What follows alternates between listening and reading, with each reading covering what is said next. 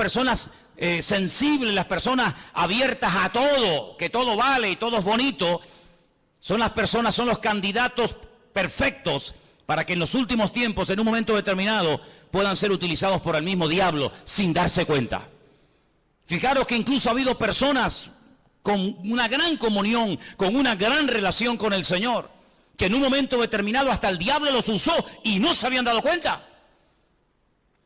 Una de las personas que más cerca vivió del Señor durante su ministerio terrenal fue sin lugar a dudas el apóstol Pedro. Pedro fue un hombre que vivió muy cerca del Señor. Fue uno de sus discípulos, fue uno de sus hombres de confianza, junto con otros. La Biblia nos enseña que cuando Jesús comenzó a abrir su corazón y a dar unas pinceladas acerca del horizonte profético, acerca de lo que iba a venir, el apóstol Pedro, confundiendo esa sensibilidad o ese deseo de que no vengan cosas malas, entre comillas, le anima y le aconseja al Señor de que no vaya a Jerusalén y que no se deje matar. Y él piensa que está haciendo algo bueno, diciéndole, no subas, Señor. ¿Por qué te tienes que ir a Jerusalén a exponerte a la muerte? Y el Señor Jesucristo dice que lo reprendió. Y es a la única persona que el Señor le dice en esta tierra, apártate de mí, Satanás, porque no pones la mira en lo de arriba, sino en lo de abajo. Y esa es una de las características de las personas que no han madurado, que no han crecido, que no han echado raíces profundas en el Señor, que siempre están mirando como la gallina hacia abajo, hacia lo que hay o hacia lo que no hay, hacia lo que nos dicen o nos dejan de decir, hacia lo que tenemos o no tenemos. Sin embargo, el hombre espiritual, el apóstol Pablo lo describe como un hombre que está en las alturas, sentado en los lugares celestiales con Cristo Jesús. Y no mira de abajo hacia arriba, sino de arriba hacia abajo. Eso fue lo que el Señor le enseñó a Abraham. Cuando le decía sal y mira, ese término sal y mira significa mirar de arriba hacia abajo. Y eso es lo que el Señor quiere que tengamos en nuestra vida, una visión distinta, una visión diferente, una interpretación diferente de las circunstancias que nos están rodeando. Que nos demos cuenta de que detrás de a veces de alguna ley que se aprueba o que no se aprueba, detrás de ciertas y determinadas circunstancias o situaciones, no es el hombre el que está actuando independientemente, sino que estamos en lucha contra principados, contra potestades, contra gobernadores de las tinieblas, contra huestes espirituales de maldad en las regiones celestes. Que no hay una persona más favorita para el diablo que un político dejarse utilizar por las manos del diablo. Porque una persona con autoridad política o económica puede llevar a un país a un nivel de bendición y de prosperidad sin precedentes en la historia. Pero una persona que se deje utilizar por el diablo puede llevar a un país a la ruina. Y ha habido centenares de casos, y aquí en Europa ni te cuento, centenares de casos de políticos con un poder ilimitado que llevaron al continente europeo casi a la bancarrota y a la ruina, donde millones y millones de personas inocentes terminaron dando su vida por una causa absurda y ridícula que no iba a durar 1000 años, ni siquiera unos pocos años duró. Por lo tanto, amados hermanos, dice la Biblia que en los últimos tiempos el enemigo intentará seducir, incluso dice que algunos, por haberse enfriado, por haberse apartado de la verdad, escucharán a espíritus demoníacos, espíritus engañadores, por tener cauterizada la conciencia. Hay gente que es muy sensible a lo que nunca tenían que ser sensibles, y muy duros a las cosas que no tenían que ser duros. Y hermanos, tienes que plantearte esto delante del Señor seriamente. ¿A qué eres tú sensible? ¿A lo que me dicen? ¿A lo que no me dicen? ¿A lo que me hablan? ¿A lo que no me hablan? ¿Si vino? ¿Si no vino? ¿Si me llamó? ¿Si me saludó? No hay que ser sensibles a las tonterías. Hay que ser sensibles a la voz de Dios. El que tiene oídos para oír, oiga lo que el Espíritu Santo le dice a la iglesia. Hay que ser duros como piedras a las cosas de la carne, a cosas que ni me van ni me vienen. Pero hay que ser tremendamente sensibles y abiertos a la voz del Espíritu Santo hablando a la iglesia, porque como nunca antes en la historia, el Señor le está hablando a la iglesia en estos últimos tiempos. ¿Cuántos dicen amén? Y hay del creyente que no oiga a Dios. ¿Es que acaso Dios se ha quedado mudo? ¿Es que acaso el Señor no tiene nada que decir hoy en día al pueblo de Dios, cuando nunca en la historia han ocurrido cosas y están a punto de ocurrir otras tremendas? Cuando el mismo Señor Jesucristo le dijo a sus discípulos, os conviene que yo me vaya. Pero ¿qué actitud estáis desarrollando? ¿Pero qué os ocurre? ¿Por qué estáis tristes? como si os fuera a dejar solos o huérfanos. ¿Pero qué estáis diciendo? Estáis fomentando, os estáis realimentando con una actitud de pobrecitos que nos quedamos solos. Eso no es de Dios. Eso no es de Dios, esa actitud. Os conviene que yo me vaya, aunque no lo entiendan, porque si yo no me voy, cosas nuevas no pueden venir. Se produciría en vuestra vida una dependencia casi diríamos que enfermiza, en el sentido de que no seríais capaces ni ir ni de aquí a la esquina. Pero tenéis que aprender a vivir, entre comillas, solos, enfrentaros a los problemas solos, organizar vuestro tiempo libre, tenéis que comenzar a desarrollar un nuevo estilo de vida. Y sobre todas las cosas, cuando yo me vaya, yo a la diestra del Padre le rogaré a mi Padre para que os envíe al Consolador, para que esté con vosotros para siempre. Yo no puedo estar de momento con vosotros para siempre, pero cuando Él venga, y la pregunta es, ¿vino o no vino? ¿Vino el Consolador? ¿Vino el Espíritu Santo a la iglesia, a este mundo, sí o no? Pues dice, Él tomará de lo mío y Él os lo hará saber. Las cosas que han de venir, Él te las va a susurrar al oído, porque dice la Biblia que las cosas ocultas, pues ahí están ocultas, pero las cosas reveladas son para nosotros, sus siervos, los que creemos en Él y le honramos con todo el corazón. ¿Cuántos dicen amén? Así que para nosotros la Biblia no es como para el mundo un libro más, papel y tinta, muy interesante, sino que para nosotros la Biblia es un libro vivo a través del cual Dios nos habla, pero esta palabra, esta letra negra en hojas blancas, tiene que cobrar vida cuando viene el Espíritu que la inspiró. Y entonces Él nos recuerda las cosas, Él nos ilumina el camino, Él toma de Cristo y lo glorifica en nuestra vida. A eso tenemos que ser sensibles. Pero si entramos en un círculo de religiosidad, si no hay una renovación espiritual, si no hay un crecimiento, si hay una vida rutinaria, monótona, tú no te vas a enterar de nada. Pero dice la palabra del Señor que no solamente tenemos que acordarnos de su palabra, fijaros en el versículo 4, dice, acordaos de la ley de Moisés. En otras palabras, hay que echar un ojo al pasado, a lo que se dijo, a lo que se escribió, a lo que se profetizó, a lo que se reveló, pero también dice en el versículo 5, pero yo os envío al profeta Elías. Es decir, con un ojo miramos atrás a lo escrito y con un ojo miramos adelante a lo que está a punto de cumplirse. Hay gente que solamente mira atrás, hay gente que solamente mira al pasado. Incluso algunos cuando van a dar algún testimonio, te cuentan un testimonio de hace 10 años. Que está bien, gloria a Dios, lo que el Señor hizo en tu vida hace 10 años. Me parece muy bonito. Pero ¿y hoy? ¿Hoy? ¿Tienes algo nuevo que contar? O cuando te pida un testimonio vas a subir aquí y me vas a contar cómo te convertiste y cómo Dios te sanó y cómo Dios te liberó hace 40 años. Y ahora ya tienes 40 años más y no hay novedad, no hay renuevo en tu vida. No, mirar atrás a lo que se escribió, mirar a mi siervo, mirar a las profecías. Pero no se olviden que también hay que mirar adelante, a lo que viene. ¿Cuántos dicen amén? Y nosotros vamos a ser una generación que vamos a ver cosas que ninguna generación de la historia vio. Porque la Biblia dice que las cosas que ninguno vio, las cosas que ninguno oyó, son las que las verán y las experimentarán aquellas personas que aman al Señor. ¿Pero en qué estás metido tú? ¿Estudias la palabra? ¿Le preguntas cosas al Señor? ¿Le pides detalles? ¿Le pides información al Señor? Hermanos, cuando se captura a un soldado enemigo, se le interroga, se le saca información. ¿Dónde están los aviones? Dime, ¿dónde están las tropas? ¿Por dónde van a atacar? ¿Cuántos sois?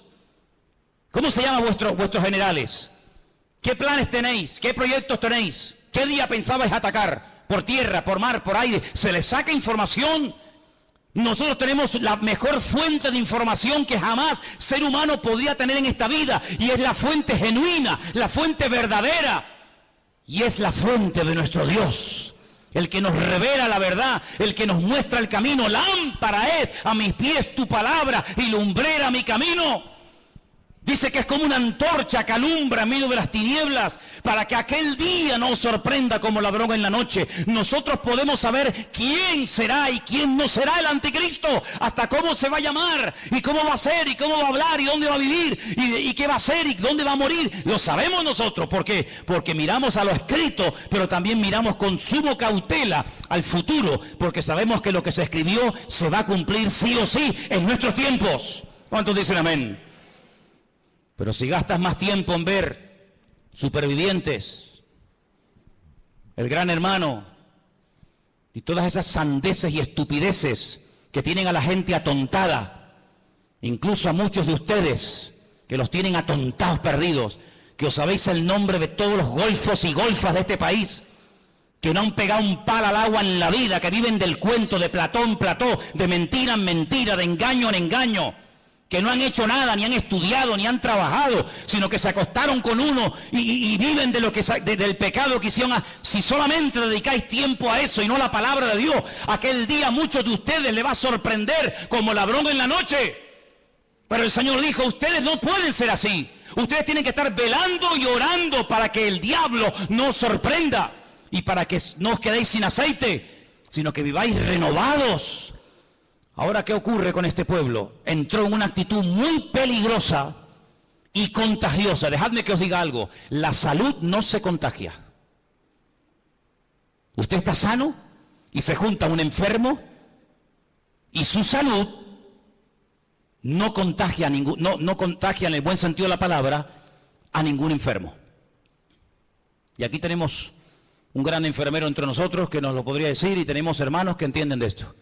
Usted va a un hospital, usted está sano, no tiene ninguna enfermedad, no tiene ningún problema, su salud no se transmite a nadie. Pero cuidado, hay algunas enfermedades que si no tomamos medidas preventivas, sí nos pueden ellos contaminar a nosotros. ¿Sí o no? Es una cosa increíble, ¿no? Como una manzana podrida puede afectar a todo un saco y no todo un saco a una sola. Es increíble, pero es así. Pero Dios nos habla a través de lo natural para que entendamos cómo funciona también el mundo espiritual. Ahora fíjense qué curioso, esta gente entró en una actitud de queja.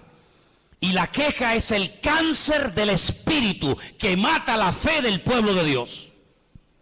Cuanto más se queje, más oportunidades tendrá el enemigo para afectarle su fe, para desconectarle del Señor, para nublarle la visión, para sacar conclusiones equivocadas, para ver lo que no es y no ver lo que sí es. La queja es un pecado terrible que ha afectado a millones de seres humanos, pero lamentablemente de ministerios, de líderes de alabanza, de líderes de jóvenes y de creyentes en toda la faz de la tierra. Y a veces hablas con un creyente y habla exactamente igual que un inconverso, menos cuando entra al culto, que parece que se transforma y comienza en ese tiempito a comportarse como un cristiano, pero lo sacas del ambientillo y habla igual, se comporta igual, actúa igual, piensa igual, sus metas son exactamente iguales. ¿Por qué? Porque ha habido un cambio tal vez exterior, pero no ha habido un cambio, una transformación en lo más profundo de su corazón. Y quiero leerles un versículo en esta tarde que se encuentra en el libro de los Hechos. El libro de los Hechos, lo había apuntado por aquí. Un versículo muy interesante. Cuando Pedro está predicando su primer mensaje en el día de Pentecostés, en Hechos capítulo 2. Hechos capítulo 2.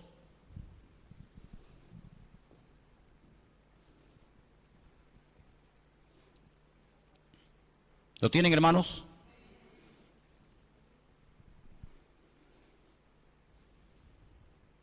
En Hechos capítulo 2 el apóstol Pedro se pone de pie y le dice a los creyentes que estaban en aquel lugar: ustedes lo que tienen que hacer es un cambio de actitud ya.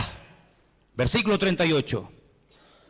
Pedro les dijo: arrepentíos y bautícese cada uno de vosotros en el nombre del Señor Jesús para el perdón de vuestros pecados y recibiréis el don del Espíritu Santo. El apóstol Pedro llama a aquellos judíos que han subido a Jerusalén a celebrar las fiestas, en este caso la fiesta de Pentecostés o de Shavuot, los llama al arrepentimiento. Ahora, no había subido una multitud de paganos, de idólatras de todas las naciones de la tierra para ir al templo de Jerusalén a adorar al Dios vivo, no. Habían subido multitudes, miles y miles de personas, familias enteras, habían ido a Jerusalén para adorar al Dios vivo, luego eran creyentes. No eran paganos, no eran idólatras, eran personas que viajaban de España, de Italia, de Grecia, de Babilonia, de Irán, de África, de todas partes del mundo, días, semanas enteras para ir a Jerusalén a adorar a Dios. Y a esas multitudes que iban cargados con sus ofrendas, con sus diezmos, a esas multitudes Pedro les dice: arrepentíos, En otras palabras, no solamente el arrepentimiento es para el inconverso, para el que practica la idolatría, para el que practica el pecado, sino que también el arrepentimiento, el cambio de vida, también es para el creyente y para el Hijo de Dios. ¿Cuántos dicen amén? Cada día tenemos que arrepentirnos de algo. Tenemos que arrepentirnos cada día siempre de algo, siempre y cuando te mires al espejo del Señor. Claro, si te miras en el espejo de otro que vive peor que tú eres un fuera serie. Pero si nos ponemos delante de la presencia del Señor, cada día nos damos cuenta de que hay algo en lo que tenemos que cambiar. Algo que tenemos que dejar atrás, una renovación, una transformación. Y por eso Pedro los llama al arrepentimiento. Por eso Pedro los confronta. Y más adelante, si siguiéramos leyendo su mensaje, dice que le dice a la multitud que el Señor está como retenido en el cielo hasta el tiempo de la restauración de todas las cosas.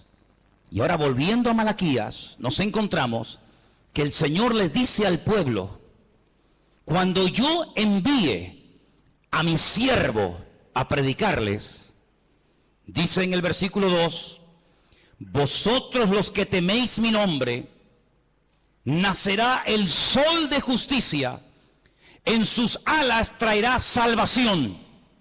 Esa palabra es la palabra marpé, que viene de un verbo hebreo que es rafá, que significa curación o sanidad. Así que realmente más que salvación, porque la salvación no la tiene que traer el Señor porque ya está aquí, ya hemos sido salvos por medio de la fe, dice la Biblia. Pero cuando el Señor viene, dice que viene a traer sanidad, viene a traer restauración. Y hay muchas personas que han nacido de nuevo, digamos que son salvas, pero están enfermas. Están enfermos en su alma. Por eso no pueden alabar a Dios, aunque sean cristianos. No pueden alabar a Dios, porque su alma está encarcelada. Y esa es una sensación que David experimentó un tiempo de su vida, no siempre, pero un tiempo de su vida. Él llegó a escribir en uno de sus muchos salmos: Señor, saca mi alma de la cárcel para que pueda alabar tu nombre. El rey David, el dulce cantor de Israel, el hombre más cerca del corazón de Dios, le pide a Dios: saca mi alma de la cárcel porque no te puedo alabar. Devuélveme el gozo de la salvación, que lo tuve pero lo he perdido. Renueva en mí un espíritu noble, un espíritu recto. Y cuando hagas esa obra transformadora en mi vida, cuando restaures mi alma, entonces los inconversos te conocerán y podré publicar las virtudes de aquel Dios que me llamó y me transformó. Hay tanta gente enferma en las iglesias, tanta gente enferma de recuerdos. Personas que sufrieron una herida hace montones de años y no se dejaron sanar. Personas que en la intimidad viven como inconversos y se llaman cristianos. Le dijo una vez el Señor a través de su siervo a una de las iglesias del Apocalipsis: tenéis nombre de que vivís y estáis muertos. Usaban un nombre que no hacía referencia a la situación real de la congregación y a la situación real de su vida. ¿Cómo se sabe si usted está vivo realmente? Primero, hay un deseo tremendo de alabar a Dios constante y permanentemente, ¿sí o no? ¿No se acuerda usted cuando comenzó a conquistar a su mujer? ¿Eras tan seco como eres hoy en día? ¿Eres tan antipático como a veces eres? ¿O tan frío, o tan no sé qué? ¿A que no? Ay, amigo. Le voy a pedir un día a las hermanas que traigan las poesías que tu marido te escribía antes de casarte contigo. Elena guarda todas las cartas, ni se te ocurra traer una, ¿eh? Elena tiene montañas de cartas que yo le escribía desde el ejército cuando estaba. Las cosas que uno decía para conquistar a esa mujer, ¿verdad? Uno no sé de dónde sacaba ese ramalazo de Gustavo Adolfo Bécquer. No sé de dónde sacaba uno eso. Después ya se acabó todo eso. Se acabó todo eso. Qué tremendo, ¿no? Pues eso es la primera característica de un cristiano que está vivo, que tiene ganas de alabar a Dios, porque está enamorado de ese Dios que le ha transformado la vida. Cuando un creyente no alaba a Dios, está enfermo. Está enfermo. Si usted no tiene ganas de alabar a Dios, tu amor hacia Él se ha apagado. Si tú ya no tienes ganas de decirle nada a tu esposa o a tu marido, es que tú ya no lo amas como al principio. Ya para ti el vivir o el convivir con él ya es como una especie de, bueno, esto es lo que hay. Sin embargo, en la Biblia nos llama a una renovación constante y permanente. Vivir con un hombre, vivir con una mujer a la cual no amas y del cual no estás enamorado, tiene que ser una tortura. Hasta asco te tiene que dar que te ponga la mano encima.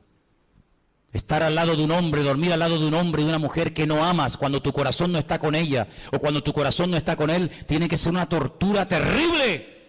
No ves la hora de salir de esa casa. Siempre hay algo que te atrae más que el estar en casa. ¿Por qué? Porque no quieres estar con ese hombre, porque no quieres estar con esa persona. Cualquier cosa te atrae.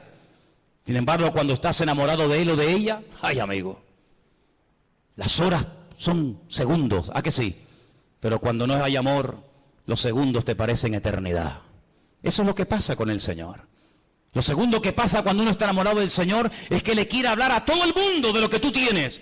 Al amigo, al vecino, al compañero de trabajo, al primo, al cuñado, al de arriba, al de abajo, a todo el mundo. ¿Por qué? Porque quieres como que todo el mundo ame y sirva al Señor como tú lo estás haciendo. Pero cuando una persona no le habla a nadie del Señor, es porque no está orgulloso y no quiere presumir del Señor que tiene.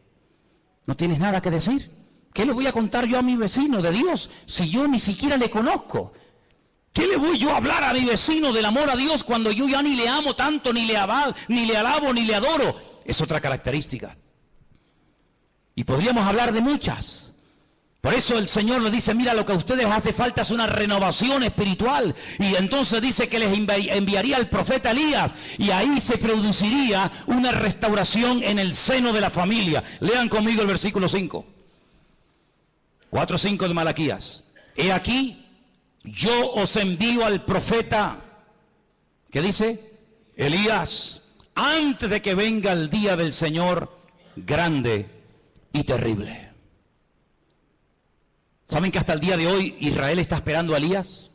En todas las sinagogas del mundo, en todas. Hay una silla muy bonita, enorme, en la cual nadie se sienta. Algunas veces la forran hasta con plástico para que no se eche a perder, ni se manche, ni se ensucie. Y cuando preguntas, esta silla tan grande, tan diferente a todas las demás, ¿esto qué es? Te dicen, esta es la silla donde se sentará el profeta Elías cuando venga. Y dice la Biblia que una de las cosas que haría Elías sería hacer volver el corazón de los padres hacia los hijos y el corazón de los hijos hacia los padres. Esa es una reconciliación de generaciones. Una reconciliación entre el pasado y el presente. Una reconciliación en la familia. Qué triste cuando a veces se han dividido iglesias y unos miembros de una familia están en una congregación y otros miembros de la misma familia están en otra congregación. Y salen el domingo de la casa y unos se van con papá a un culto y otros se van con mamá o con el primo, con el tío, yo qué sé, se van a otra iglesia. ¡Qué terrible! Qué terrible que ni siquiera son capaces los miembros de una misma familia ir a un mismo lugar a alabar al Señor. El Evangelio, en vez de unirlos, los ha separado. El Evangelio, en vez de poner amor entre ellos, ha puesto un distanciamiento que aunque viven bajo el mismo techo y comen en la misma cama, o en la misma mesa y duermen en la misma cama, hay un abismo entre ellos. Y el Señor sabe que una familia dividida es una familia que no tiene nada que aportar a una congregación. Porque nosotros somos en la iglesia un conjunto de familias que no venimos aquí solamente a recibir, sino venimos a dar. ¿Pero a dar qué? Si no tenemos nada para dar, ¿qué es lo que vamos a dar? Por eso qué gran diferencia entre la filosofía de vida del judío en el tiempo del templo y la filosofía de vida de los creyentes hoy en día en esta era del Evangelio de la Gracia. El judío iba al templo a dar, el judío viajaba días, semanas para ir al templo a dar, para ir al templo a adorar. El creyente viene al templo generalmente para recibir, a ver de qué nos va a predicar hoy el pastor. A ver quién va a predicar hoy, a ver cómo está el culto hoy. Y entonces depende de cómo ha ido el culto, depende de cómo ha ido el mensaje, te afectará para bien o para mal el resto de la semana. Y eso es algo que tenemos que corregir inmediatamente. ¿A ti qué más te da quién predique o quién no predique el domingo? Y si predicó bien o predicó mal. Nosotros no venimos para ver a un hombre, nosotros no venimos para escuchar a una persona, nosotros venimos para traerle alabanza, para traerle gloria, para traerle todo lo que tengo en mi vida a nuestro Dios. Y si todos viniéramos para dar, no nos preocuparía ningún detalle que no haya salido como nosotros creíamos que tenía que haber salido, porque no vinimos a eso, no vinimos a cuestionar, vinimos a dar honra y alabanza al Señor. ¿Cuántos dicen amén? Algunos dirán, bueno, esto que vas a decir ahora no es aplicable. Ya vas a ver que sí, es muy aplicable. El Señor un día se paró, dice, para ver cómo la gente venía al templo a ofrendar. Y al final de todo se reúne con sus discípulos y les revela algo tremendo. Y les dice, ¿sabéis? La cantidad de gente que ha pasado por el alfolí trayendo sus ofrendas y sus diezmos, ¿sabéis? De toda la multitud, ¿quién ha dado más? Los discípulos no contestaron, tal vez tuvieron miedo de dar una respuesta equivocada. El Señor le dijo, esta mujer, esta, la viuda, que ni siquiera la Biblia nos dice cómo se llamaba, esta es la que más ha dado. Unas moneditas. Pero ¿sabes qué? Todos estos que han pasado antes que ella han dado de las sobras. Y cuando uno da algo que le sobra, tú no estás dando nada. Si tú tienes ropa que ya no usas en tu casa y la das al rastro, tú no estás dando nada. Tú te estás desprendiendo de lo que ya no te gusta ni lo que ya no quieres usar.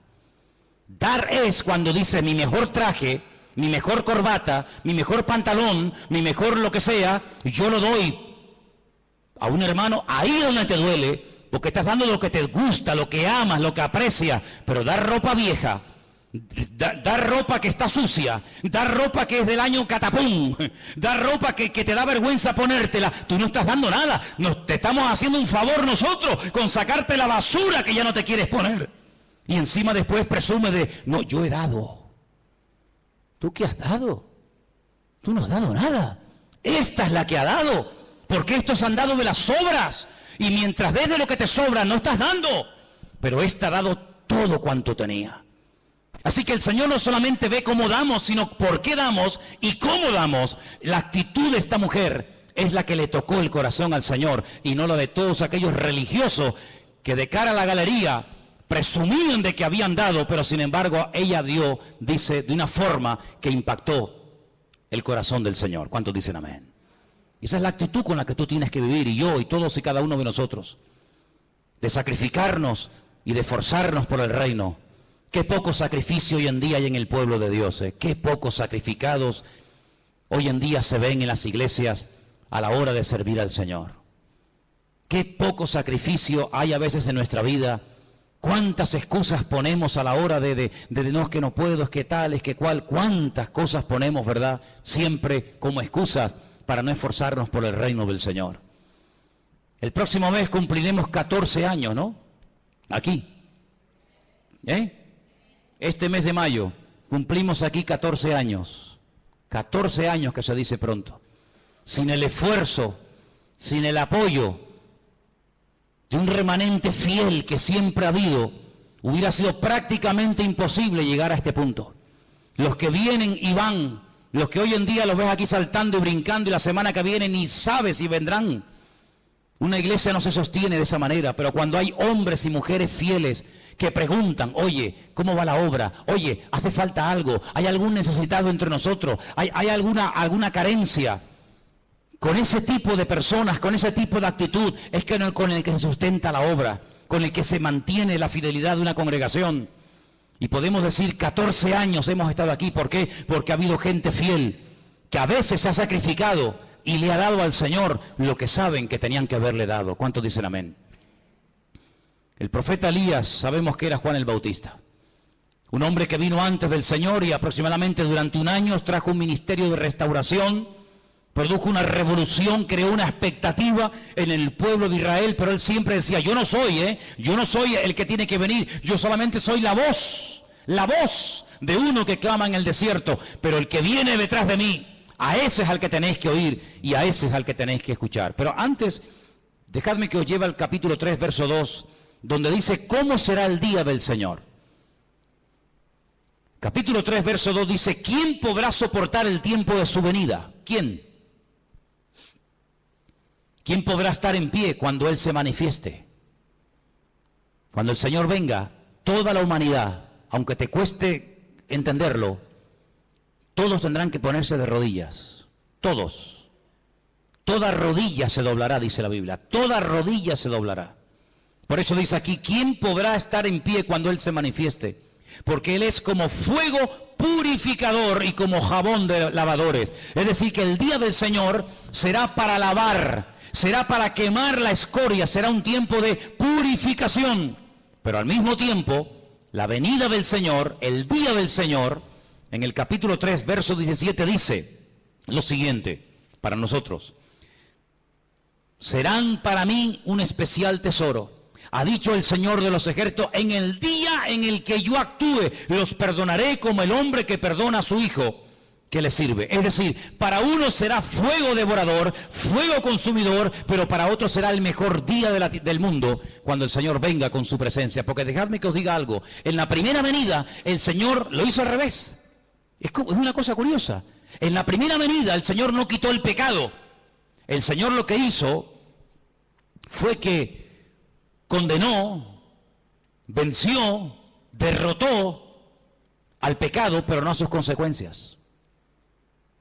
Por eso la gente sigue muriendo de enfermedades, por eso siguen habiendo asesinatos, violaciones, secuestros, guerras. Pero si Él ya murió, si el diablo está vencido, pero lo hizo al revés. Las consecuencias se eliminarán, desaparecerán en su segunda venida.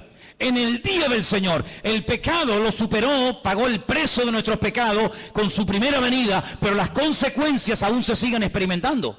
El alma que pecare, esa morirá, dice la Biblia. Pero en su segunda venida, dice la Biblia, que las consecuencias del pecado se eliminarán. Por eso dice que ya nadie va a llorar más, nadie va a morir, nadie tendrá enfermedades. ¿Por qué?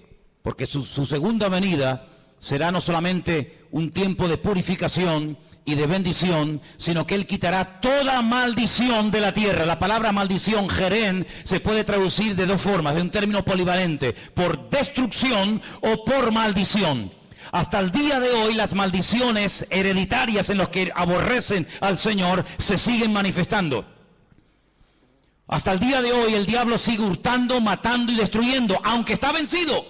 Pero en su segunda venida, cuando lo ate y tiempo más adelante lo echa al horno de fuego, dice la palabra de Dios que nunca más habrá maldición, ni muerte, ni traiciones, ni violaciones, ni asesinatos, ni enfermedades, ni despedidas, ni nada, sino que la obra del Señor será una obra totalmente completa. Ahora, en Nazaret, donde el Señor se crió, Él fue un día a la sinagoga y dice que lo invitaron a leer, y Él leyó la siguiente porción. Si quieren venir conmigo, en Lucas 4:16, el Señor entra a la sinagoga de Nazaret y lee una porción muy interesante del profeta Isaías. Y dice lo siguiente, Lucas 4, versículo 16. Vino a Nazaret, donde Él se había criado, y en el día de reposo entró en la sinagoga conforme a su costumbre y se levantó a leer. Es decir, que el Señor entraba a la sinagoga y no pasaba desapercibida su presencia.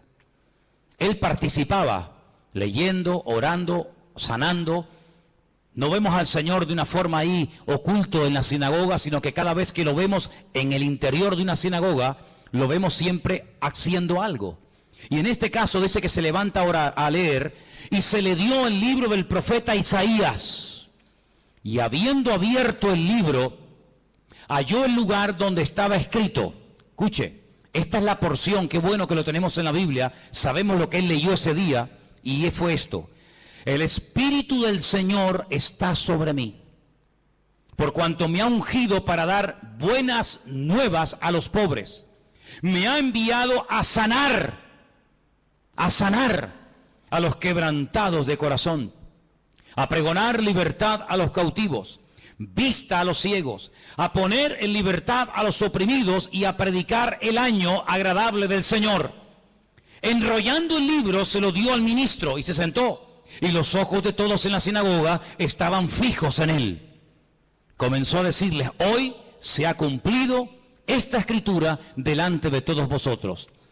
Esa escritura que el Señor leyó se encuentra en el libro del profeta Isaías, capítulo 61. Cuando lleguen a casa, buscan Isaías 61, versículo 1 y versículo 2. Y se van a dar cuenta de que el Señor hizo algo muy interesante, que generalmente no se suele hacer. Cuando yo le pido a un hermano, a alguien que suba aquí a traer una lectura, el hermano lee los versículos completos. Nunca ningún hermano subirá a la plataforma y leerá los versículos, digamos, como cortados. Bueno, leo desde aquí hasta aquí, pero el resto del versículo no lo leo. El Señor sí lo hizo. Si ustedes después comprueban en casa, la lectura que él lee de Isaías 61, él la corta. No termina así. No termina así el versículo que él está leyendo. No termina diciendo a predicar el año agradable del Señor, sino que dice más, pero a propósito paró. Y el resto no lo leyó. Y cuando él se siente, la gente se le queda mirando como diciendo, pero ¿por qué ha leído así? ¿Por qué ha cortado? ¿Por qué ha mutilado el texto? Y se le quedan mirando, él se levanta y dice, ¿sabéis una cosa? Esto que acabo de leer, esta porción que acabo de leer, se ha cumplido hoy delante de todos vosotros. Es decir, él te está diciendo que en su primera venida, en su primera manifestación visible, lo que él acaba de leer iba a ser la tónica, lo normal en su ministerio. Libertad, sanidad, predicación del Evangelio en las calles, sanar a los quebrantados de corazón, etcétera, etcétera. Pero la otra parte no tenía que ver con su primera venida, sino con su segunda venida, y es de la cual está hablando el profeta Malaquías. Luego nosotros creemos, y es muy claro en la palabra, que el Mesías vendría dos veces. Una primera vez para cumplir con lo que hemos leído esta tarde, y una segunda vez, que es la que nosotros viviremos y experimentaremos y veremos, que tenemos que conocer los detalles y las cosas que van a ocurrir en su segunda venida. Porque si yo en esta tarde les preguntara a muchos de ustedes, decidme cosas que ocurrieron durante la primera manifestación visible del Señor, cosas que hacía, cosas que se producían, todos estáis puestos en el tema. Uno me dirán, pues sanaba a los ciegos, echaba fuera a los demonios, multiplicaba los panes y los peces, convertía el agua en vino, multiplicaba...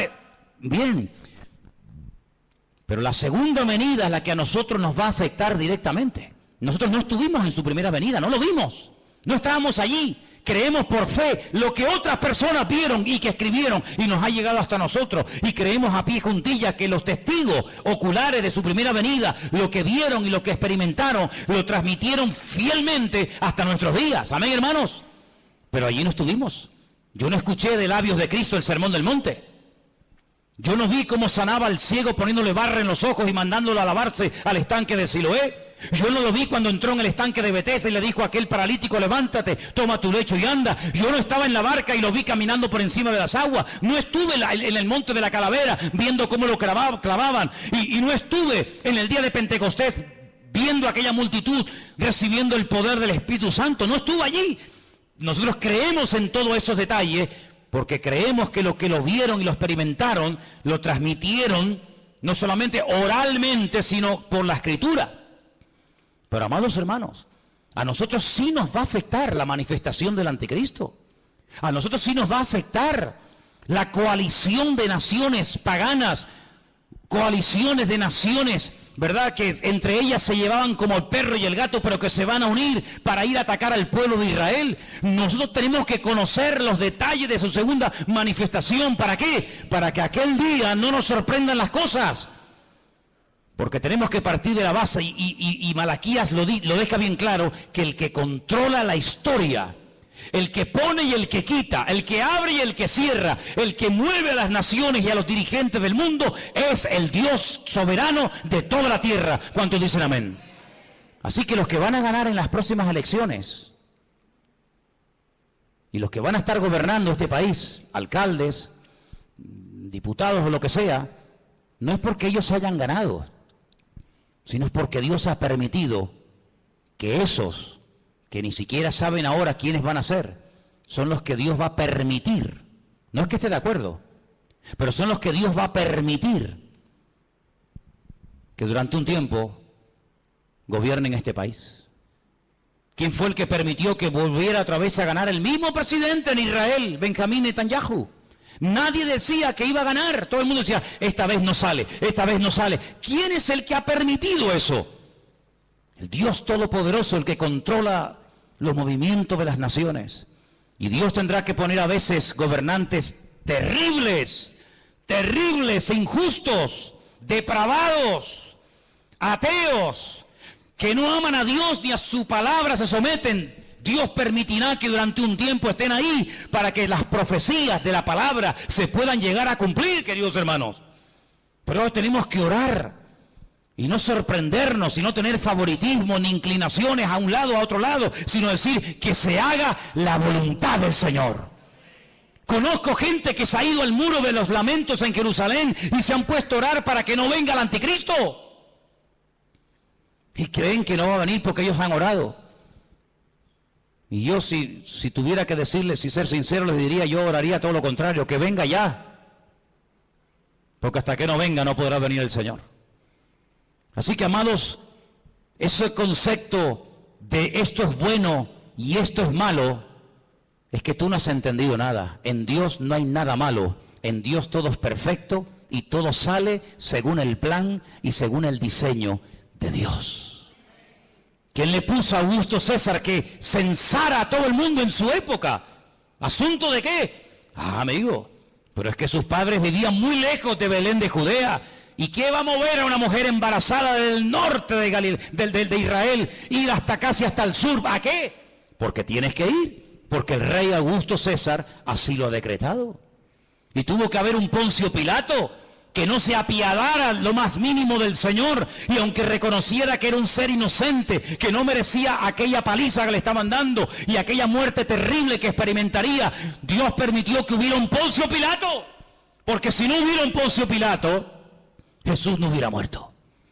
Y Dios tuvo que permitir un Nerón, y Dios tuvo que permitir tantas cosas a lo largo de la historia, como tendrá que permitir que se levante un falso profeta y un falso Mesías. ¿Para qué? Para que las profecías se cumplan.